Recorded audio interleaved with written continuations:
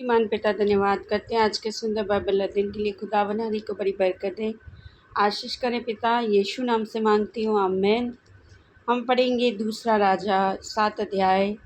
तब एलीशा ने कहा, यहोवा का वचन सुनो। यहोवा यूँ कहता है, कल इसी समय शमरोन के फाटक में साया भर मैदा 1 शेकेल और 2 सआ जो भी 1 शेकेल में बिकेगा। तब उस सरदार ने, जिसके हाथ पर राजा का तकिया करता था, परमेश्वर के भक्त को उत्तर देकर कहा, सुन, चाहे यहोवा आकाश के झरोखे खोले तो भी क्या ऐसी बात हो सकेगी? उसने कहा, सुन, तू अपनी आँखों से तो देखेगा, परंतु उस अन्न में से कुछ खाने ना पाएगा। 4 कोढ़ी फाटक के बाहर थे। वे आपस में कहने लगे, हम क्यों यहाँ बैठे बैठे मर जाएं? यदि हम कहें नगर में जाएं तो वहाँ मर जाएंगे, क्योंकि वहाँ अकाल पड़ा है, और यदि हम यहाँ बैठे रहें तो भी मर ही जाएंगे। इसलिए आओ, हम आराम की सेना में पकड़े जाएं। यदि वे हमको जिलाए रखें तो हम जीवित रहेंगे, और यदि वे हमको मार डालें तो भी हमको मरना ही है। तब वे सांझ को आराम की छावनी में जाने को चले, और आराम की छावनी की छोर पर पहुंचकर क्या देखा, वहाँ कोई नहीं है, क्योंकि प्रभु ने आराम की सेना को रथों और घोड़ों की और भारी सेना की सियाहट सुनाई थी।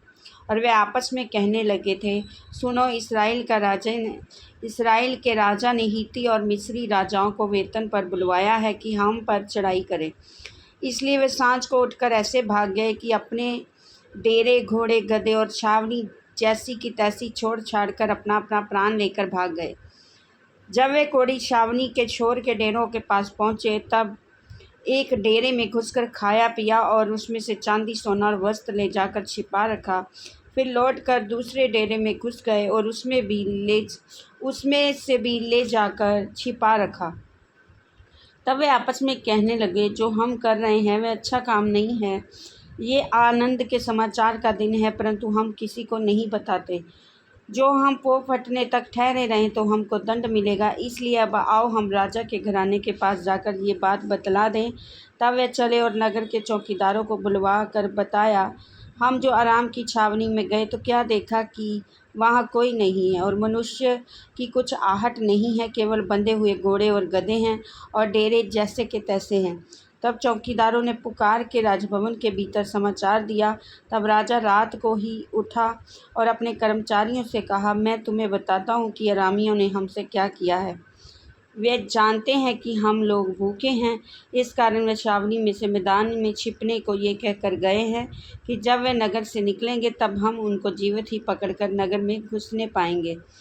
परंतु राजा के कर्मचारी ने उत्तर देकर कहा, जो घोड़े नगर में बच रहे हैं उनमें से लोग 5 घोड़े लें और उनको भेजकर हम हाल जान लें। वे तो इस्राएल की सब भीड़ के समान है जो नगर में रह गई है, वरन इस्राएल की जो भीड़ मर मिट गई है वे उसी के समान है।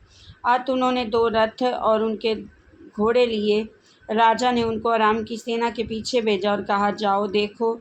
तब वे यरदन तक उनके पीछे चले गए, और क्या देखा कि पूरा मार्ग वस्त्रों और पात्रों से भरा पड़ा है, जिन्हें अरामियों ने उतावली के मारे फेंक दिया था। तब दूत लौट आए और राजा से ये कहकर सुनाया। तब लोगों ने निकलकर आराम के डेरों को लूट लिया, और यहोवा के वचन के अनुसार 1 सआ मैदा 1 शेकेल में और 1 सआ जौ 1 शेकेल में बिकने लगा।